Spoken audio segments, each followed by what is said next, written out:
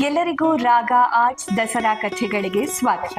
ಇಂದು ನವರಾತ್ರಿಯ ಮೊದಲನೆಯ ದಿನ. ಇಂದು ಶೈಲಪುತ್ರಿಯ ಅವತಾರ ವಿಶೇಷ.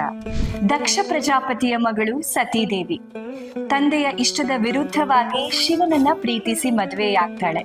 ಶಿವನಿಗೆ ಇಷ್ಟ ಇಲ್ಲದೆ ಇದ್ರು, ಆಹ್ವಾನ ಇಲ್ಲದೆ ಇದ್ರು, ದಕ್ಷ ಪ್ರಜಾಪತಿಯ ಮನೆಯಲ್ಲಿ ನಡೆಯುತ್ತಿದ್ದ ಯಾಗಕ್ಕೆ ಸತೀದೇವಿ ಹೋಗ್ತಾಳೆ. ಅಲ್ಲಿ ದಕ್ಷ ಪ್ರಜಾಪತಿ ಶಿವನನ್ನ ಅವಮಾನ ಮಾಡ್ತಾನೆ.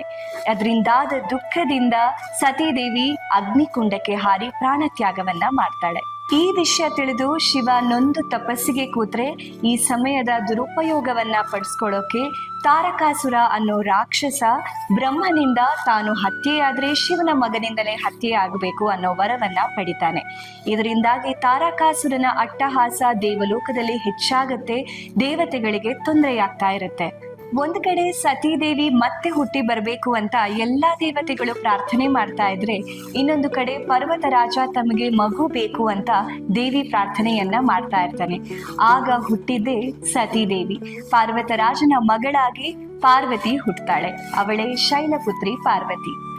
ಇನ್ನು ದೇವಿಯ ಎರಡನೆಯ ಅವತಾರ ಬ್ರಹ್ಮಚಾರಿಣಿಯ ಬಗ್ಗೆ ತಿಳ್ಕೊಳ್ಳೋಕೆ ರಾಗ ಆರ್ಟ್ಸ್ ದಸರಾ ಕಥೆಗಳನ್ನ ನೋಡ್ತಾ ಇರಿ.